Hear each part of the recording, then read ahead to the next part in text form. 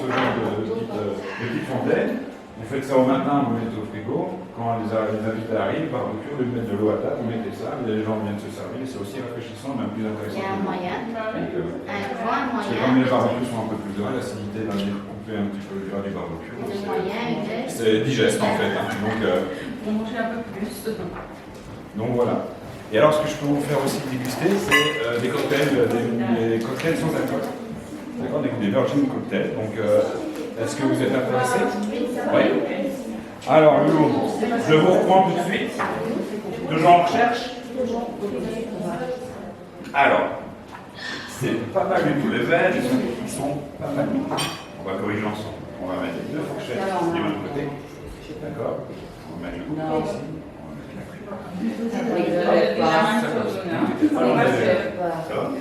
Alors, pour te féliciter, je te donne 2 recettes de cocktails sans alcool. Et donc ça, tu vas pouvoir faire à la maison. Hein, il suffit de faire les petites courses. Je vous donne déjà la petite recette de cocktail.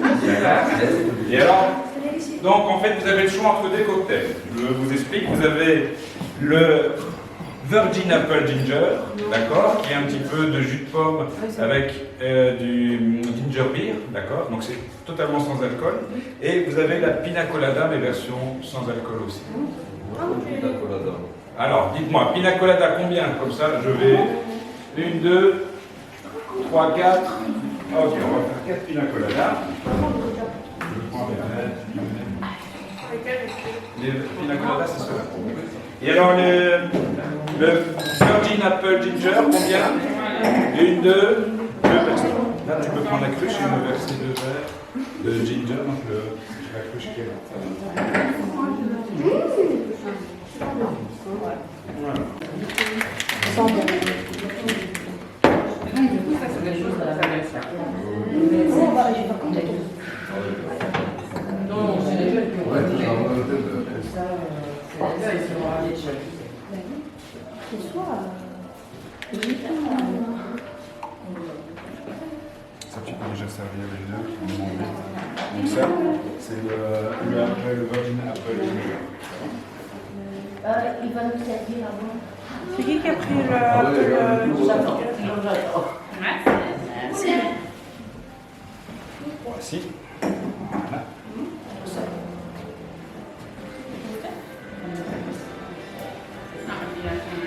Est-ce que tout le monde est servi? Ou toi, tu veux quoi lui? Celui-là? Voilà. Madame, vous n'avez pas de verre? C'est Pina Colada que vous avez demandé? Voilà.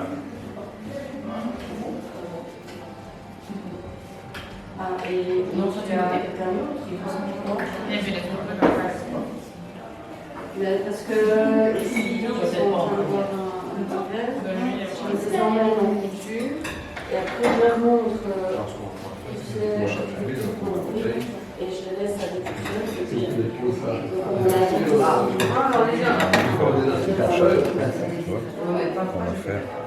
On va faire ça. D'accord, comme ça on va pouvoir le déposer sur le verre après. Ok. On va mettre que des.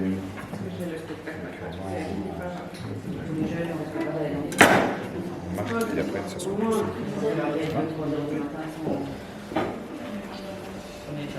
Donc voilà, je vous ai donné la recette. Vous pouvez prendre un pliage pour le pliage. Ah, la recette vous avez, je vais vous en donner une, voilà. Et donc ça c'est l'avantage, c'est que, voilà, ça me donne pas mal au crâne. Oui, c'est préparé avec la menthe, comme ça, c'est agréable. Oui, bah c'est ça, et ça ouvre l'appétit, hein, l'apéritif, c'est ce qu'il faut. Hein. Et ça, du coup, ils apprennent déjà en première année? Non, non, en fait, vous avez, si vous voulez vous rendre compte un petit peu de ce qu'ils ont besoin d'apprendre, vous avez ici les 3 feuilles de compétences. Donc ici, vous avez les compétences de la première phase, d'accord?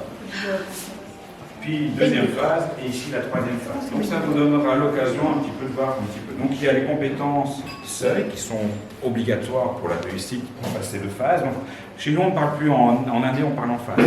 Phase 1, c'est la première et la deuxième année. Phase 2, on est en 3 et 4e, et puis phase 3 en 5 et 6e, anciennement. D'accord? Donc s'ils veulent passer en compétences, s'ils veulent passer en phase 2, les compétences doivent être acquises. D'accord? Il y a ce qu'on appelle des compétences complémentaires.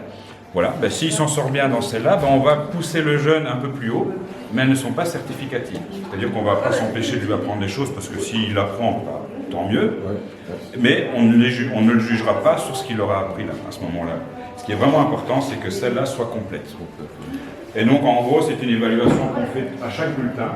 On prend la feuille, la liste des compétences, on vérifie, bah, tiens, ça il a réussi, c'est OK. Et donc, on rajoute la date du bulletin.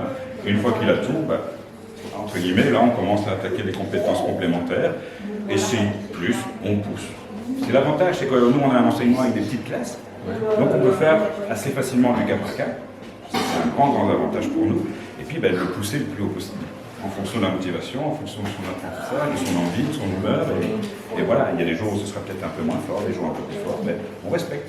C'est ce que je dis, on est dans une école où on prône l'humain, donc on ne va pas bourrer les matières dans le crâne, on va au rythme de l'enfant, et puis voilà, c'est comme ça. Alors bien sûr, plus les phases augmentent, plus les compétences, voilà. Ici, alors c'est un chiffre qui fait peur, mais on est sur 108 compétences. Il faut bien penser que c'est sûr, à chaque fois, 2 années. D'accord? Donc on prend le temps de bien voir, revoir. Et parfois, il y a même 2 semaines de vacances, les disques durs se remettent à zéro. Donc il faut recommencer, mais on prend la patience et on recommence, c'est pas un souci, c'est normal. Merci. Mais grand plaisir. Et on continue. Allez. Merci. Mais avec grand plaisir. Merci pour votre visite en tout cas. Allez, bonne continuation et bon week-end.